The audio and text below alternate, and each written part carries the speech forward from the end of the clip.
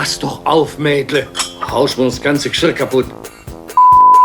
Meister, hättest du versprochen, das nicht mehr zu sagen? Was hab ich? Das mit dem... Wenn das vergessen? Siehst halt so aus wie so richtiges...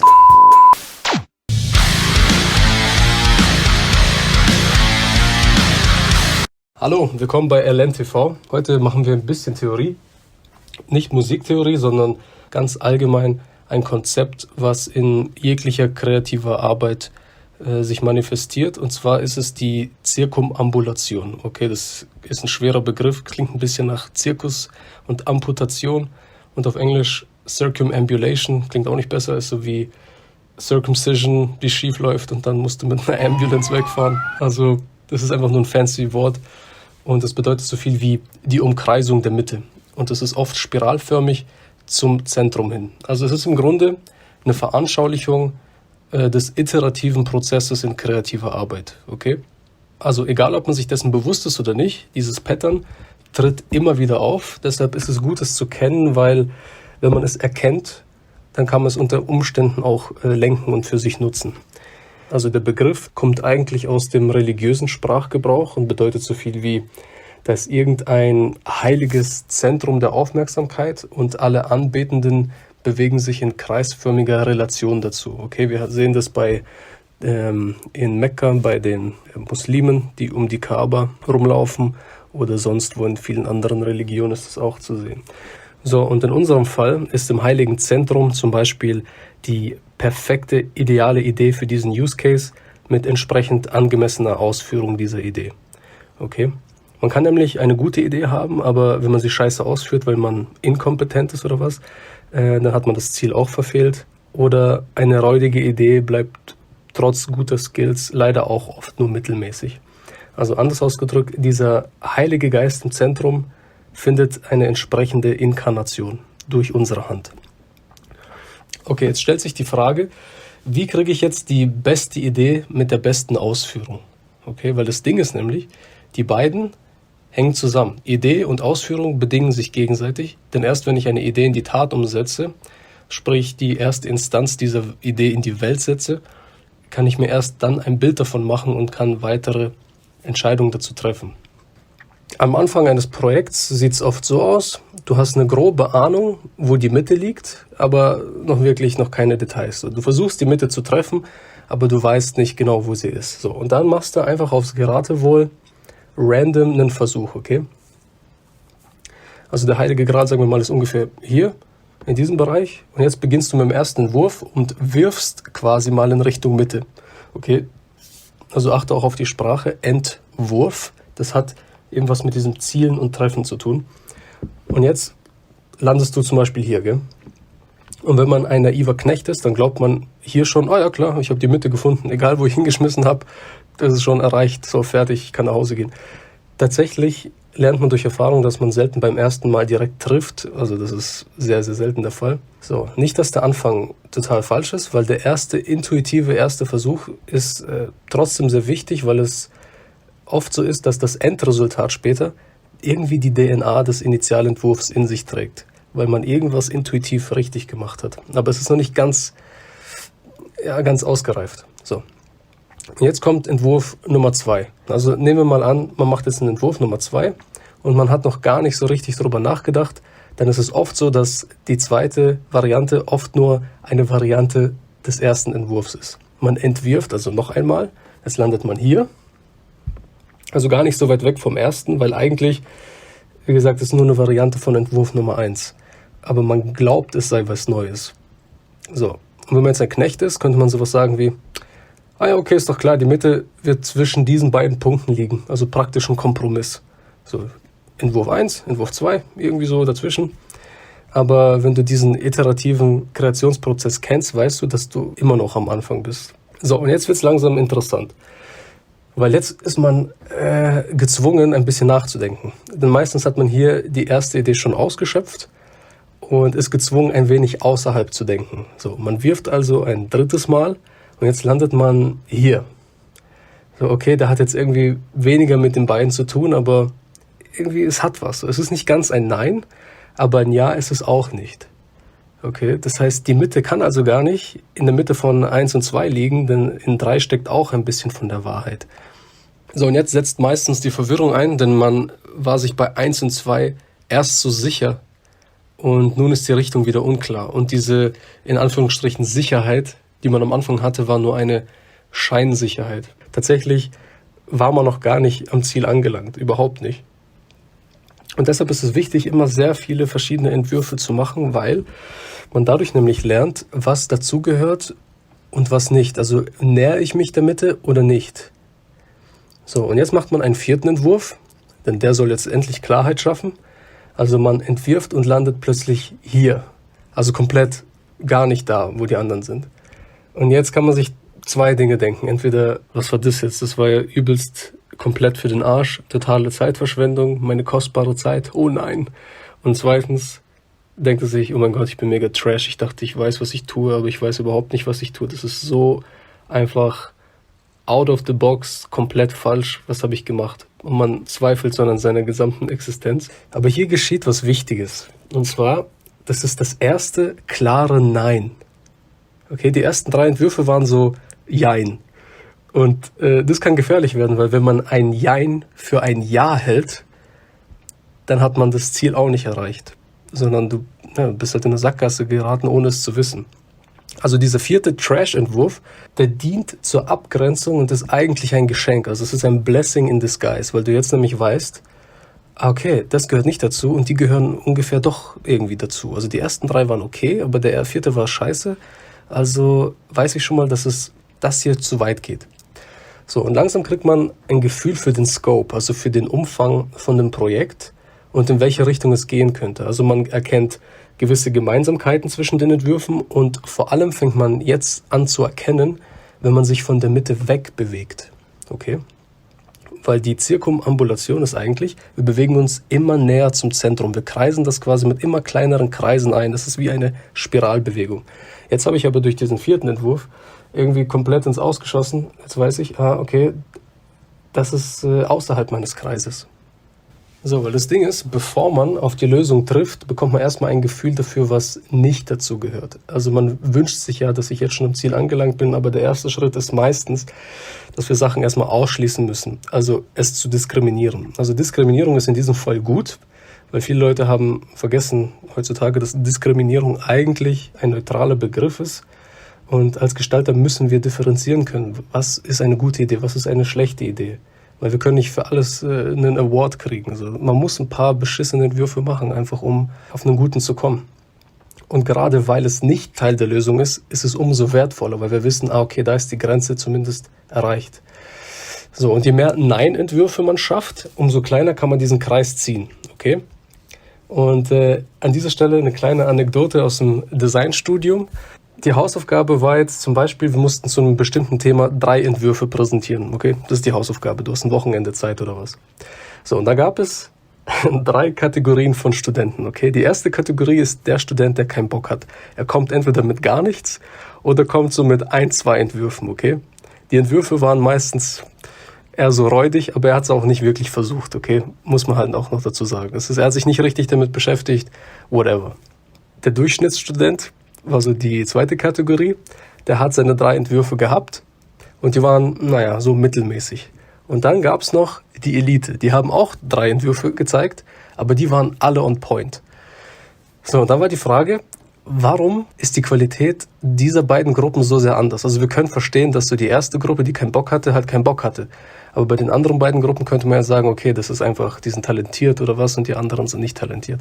Aber wenn du mal fragst, wie viele Entwürfe sie überhaupt gemacht haben, wirst du feststellen, so, dass im Schnitt der Durchschnittsstudent hat so 5 Entwürfe gemacht, 2 davon weggeschmissen und hat 3 davon präsentiert. Und die Elite hat so 20 Entwürfe gemacht und nur 3 behalten. Heißt also, die besten Studenten haben mehr Entwürfe in den Müll geworfen, als der Durchschnittsstudent überhaupt Versuche gewagt hat. Okay?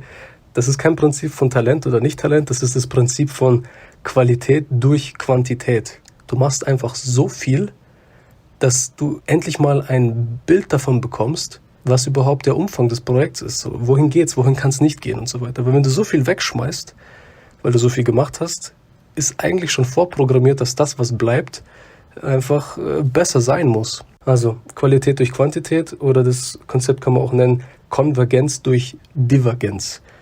Also Divergenz ist eine Fragmentierung, eine Bewegung nach außen und eine Konvergenz ist ein Zusammenführen, sozusagen zur Mitte hin. Und wie gesagt, das hat nichts mit Kreativität zu tun, sondern mit Resilienz und Selbstvertrauen. Weil wie viele schlechte Versuche kann ich aushalten, bevor ich denke, ich sei Trash, komplett als Mensch. So, das ist, die Antwort ist nicht unendlich. Also bei jedem ist das Maß irgendwann voll natürlich. Also nach einem Tag voller Nieten fühlt man sich schon mal wie ein Loser, egal wie gut man ist.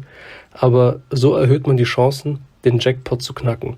Und je mehr Entwürfe man macht, umso besser wird man darin, Ideen zu realisieren, aber auch zu merken, wenn eine Idee so nicht umsetzbar ist. Entweder durch mangelnde Skills oder mangelnde Zeit oder sonst irgendeine Begrenzung, weil Ideen haben halt so eine Eigenschaft, weil sie unserem Geiste entspringen, sind sie halt einfach grenzenlos. Das geht immer weiter, ohne Effort kannst du dir die krassesten Luftschlösser bauen, aber wenn es darum geht, das zu realisieren, dann natürlich kommen die Begrenzungen des dreidimensionalen Raums ins Spiel und dann hat man halt verkackt. Und das ist wichtig, deshalb eben viel Entwürfe zu machen, weil man dann diese Connection hat zwischen, was kann ich denn überhaupt und was kann ich nicht, was ist zu viel oder wie auch immer. So, und jetzt beginnt die eigentliche Zirkumambulation mit Entwurf 5, 6, 7 und so weiter, bis der Kreis immer enger wird, bis man genau das Zentrum findet. Weil wenn man wirklich schon nah am Zentrum ist und Sachen ausgeschlossen hat, kann man auch mal sowas machen wie, okay, ich mache ein Hybrid zwischen dieser Idee und die ist vielleicht dann näher dran am Zentrum. Also es wird immer klarer. Wie eine Art Destillierungsprozess. So, das ist jetzt soweit die Theorie zum Thema Zirkumambulation im Hinblick auf den kreativen Prozess. Und ich habe jetzt hier noch einen Videoclip gefunden, wo Jordan Peterson das Ganze nochmal allgemeiner fasst und einfach sehr gut rüberbringt. Ich glaube, dann wird es noch deutlicher. Das kommt jetzt im Anschluss. Das war's jetzt von mir. Bis nächste Woche. There's this idea in Jungian psychology called the circumambulation. And Jung had this idea that you had a potential future self, which would be in potential everything that you could be. And that it manifests itself moment to moment in your present life by making you interested in things. And the things that you're interested in are the things that would guide you along the path that would lead you to maximal development. Now, it sounds like a metaphysical idea or a mystical idea even, but it's not. It's not. It's a really profoundly biological idea. The idea is something like, well, you're set up so that you're automatically interested in those things that would fully expand you as a well-adapted creature. Well, like, there's nothing radical about that idea. What else could possibly be the case? Unless there's something fundamentally flawed about you, that is what the situation would be. It's kind of interesting to think about how that would be manifest moment to moment, but the idea is something like, well, your interest is captured by those things that lead you down the path of development. Well, that better be the case. Okay, so that's fine. And so there's some utility in pursuing those things that you're interested in. That's the call to adventure, let's say. So, and the call to adventure takes you all sorts of places. Now, the problem with the call to adventure is, like, what the hell do you know? You might be interested in things that are kind of warped and bent. And often it's the case that when new parts of people manifest themselves and grip their interests, say, they do it very badly and shoddily.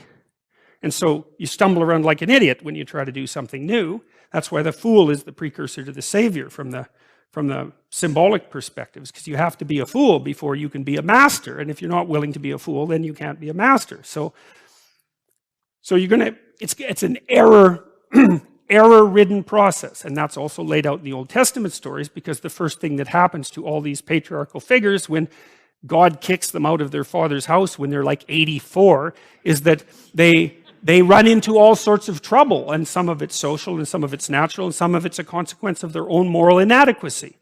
So they're fools. But the thing that's so interesting is that despite the fact that they're fools, they're still supposed to go on the adventure, and that they're capable of learning enough as a consequence of moving forward on the adventure so that they straighten themselves out across time. And so it's something like this. So this circumambulation that Jung talked about was this continual we'll return to this continual circling in some sense of who you could be. You might notice, for example, that there are themes in your life. You know, when you go back across your experiences, you see you kind of have your typical experience that sort of repeats itself. And there might be variation on it, like a musical theme, but it's like you're circling yourself and getting closer to yourself as you move across time. That's the circumambulation. Now, you remember that for a sec, because we'll go back to it. Okay, so imagine that something glimmers before you. It's an interest that's dawning, and you decide, well, first of all, you're paralyzed. You think, well, how do I know if I should pursue that? It's probably a stupid idea. And the proper response to that is, you're right, it probably is a stupid idea, because almost all ideas are stupid. And so the probability that as you move forward on your adventure that you're going to get it right the first time is 0. It's just not going to happen. And so then you might think, well, maybe I'll just wait around until I get the right idea, and which people do, right? So they're like 40-year-old, 13-year-olds, which is not a good idea. And so they wait around until it's waiting for Godot, until they finally got it right. But the problem is you're too stupid to know when you've got it right. So waiting around isn't going to help. Because even if the perfect opportunity manifested itself to you in your incomplete form, the probability that you would recognize it as the perfect opportunity is 0. You might even think it's the worst possible idea that you've ever heard of anywhere. Highly likely. Highly likely. So you have, Nietzsche called that a will to stupidity, which I really liked. So, because he thought of stupidity as being you have to take it into account fundamentally and work with it. And so you can take these tentative steps on your pathway to destiny, and you can assume that you're going to do it badly. And that's really useful, because you don't have to beat yourself up. It's pretty easy to do it badly. But the thing is, it's way better to do it badly than not to do it at all. And that's the continual message that echoes through these historical stories in Genesis. It's like, these are flawed people. They should have got the hell out of their house way before they did. And they go out and they stumble around in tyranny and famine and self-betrayal and violence. But it's a hell of a lot better than just rotting away at home. And that's great. So that's good. And so why is that? Well, okay, so you start your path and you think that you're heading, towards your star. And so you go in that direction. And then, because you're here, the world looks a particular way, but then when you move here, the world looks different, and you're different as a consequence of having made that voyage. And so what that means is that now that thing that glimmers in front of you is going to have shifted its location, because you weren't very good at specifying it to begin with, and now that you're a little sharper and more focused than you were, it's going to reveal itself with more accuracy to you. And so then you have to take it's almost like a 180-degree reversal. But it isn't, because, you've gone this far, and that's a long ways to get that far. But that's a lot farther than you would be if you just stayed where you were, waiting. And so it doesn't matter that you overshoot continually. Because as you overshoot, even if you don't learn what you should have done, you're going to continually learn what you shouldn't keep doing. And if you learn enough about what you shouldn't keep doing, then that's tantamount at some point to learning at the same time what you should be doing. So it's okay. So it's like this. Now, what's cool about it, though, I think, is that as you progress, the degree of overshooting starts to decline, right? And that we know that there's nothing hypothetical about that. As you learn a new skill, like even to play a song on the piano, for example, you overshoot madly. You're making all sorts of mistakes to begin with, and then the mistakes, they disappear. There's a great TED talk, I think it was, about this guy set up a really advanced computational recording system in his home and recorded every single utterance his young child made while learning to speak. And then he put together the child's attempts to say certain phonemes and put them in the list, and you can hear the child deviating madly to begin with, and then after hundreds and hundreds of repetitions, just zeroing right in on the exact phoneme. So, you might not know this, but when kids babble, because they start babbling when they're quite young, they babble every human phoneme, including all sorts of phonemes that adults can't say. And then they die into their language, so that after they learn, say, English, then there's all sorts of phonemes they can no longer hear or pronounce. But to begin with, it's all there, which is really quite interesting. But so as they learn a particular language, they zero in on the proper way to pronounce that, and their errors minimize. And every time you learn something, that's how it is. And that's really useful to know too, because it means that it's okay to wander around stupidly before you fix your destination. Now you see that echoed in Exodus, right? Because what happens is that the Egyptians, or the Hebrews, escape a tyranny, which is kind of whatever you do personally and psychologically when you escape from your previous set of stupidly held and ignorant and stubborn axioms. It's like, away from that tyranny. It's like, great, I freed myself from that. Well, then what? Well, you think, well, now I'm on the way. It's, no, you're not. Now you're in the desert, where you wander around stupidly, and worship the wrong things until you finally organize yourself morally again and head in the proper direction. So that's worth knowing too, because you think, well, I got rid of a lot of things, baggage, excess baggage that I didn't need in my life, and now everything's okay. It's like, no, it's not. You've got rid of a whole set of scaffolds that were keeping you in place, even though they were pathological. And now you have nothing, and nothing actually turns out to be better than something pathological, but you're still stuck with the problem of nothing. And that's exactly why Exodus is structured the way that it is. It's that you escape from a tyranny. It's, hooray, we're no longer slaves. Yeah, well, now you're nihilistic and lost. It's not necessarily an improvement. But it is it's also useful to know that, because you can also be deluded into the idea that, imagine that you're trying to become enlightened, which might mean to turn all those parts of you on that could be turned on. You think, well, that's just a linear pathway uphill. It's just from one success to another. No, it's not. It's like, here you are, and you're not doing too badly, and the first step is a complete bloody catastrophe. It's worse. And then maybe you can pull yourself together, and you hit a new plateau, and then that crumbles and shakes, and bang, it's worse again. And so, because part of the reason that people don't become enlightened is because it's punctuated by intermittent deserts, essentially, by intermittent catastrophes. And if you don't know that, well, then you're basically screwed, because you go ahead on your movement forward and you collapse, and you think, well, that didn't work, I collapsed. It's like, no, that's par for the course. It's not indication that you failed, it's just indication that it's really hard. And that when you learn something, you also unlearn something. And the thing you unlearned is probably useful, and unlearning it actually is painful. Let's say if you have to get out of a bad relationship. It's like there isn't any relationship that's 100% bad. And so when you jump out of it, well, maybe you're in better shape, but you're still lonesome and disoriented, and you don't know what your past was, and you don't know what your present is, and you don't know what your future is. That's why people stay with the devil they know instead of, looking for the devil they don't know. So anyways, the fact that you're full of faults doesn't mean you have to stop. And thank God for that. That's a really useful thing. And the fact that you're full of faults doesn't mean that you can't learn. And so you can posit an ideal, and you're going to be wrong about it, but it doesn't matter, because what you're right about is positing the ideal and moving towards it. If the actual ideal isn't conceptualized perfectly, well, first, surprise, surprise, because what are you going to do that's perfect? So it doesn't matter that it's imperfect. It just matters that you do it and that you move forward. So that's really positive news as far as I'm concerned, because you can actually do that, right? You can do it badly. Anyone can do that. So that's useful.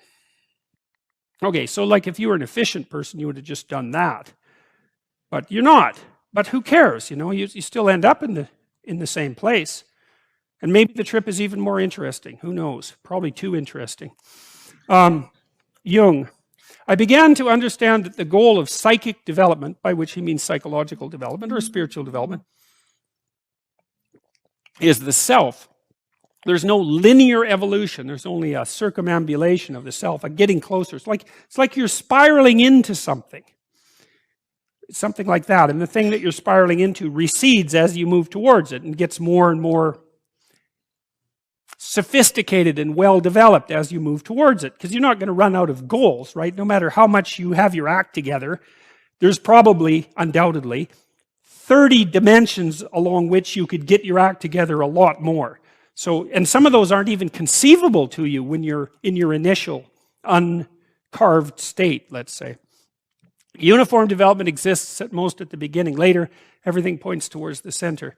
This insight gave me stability, and gradually my inner peace returned.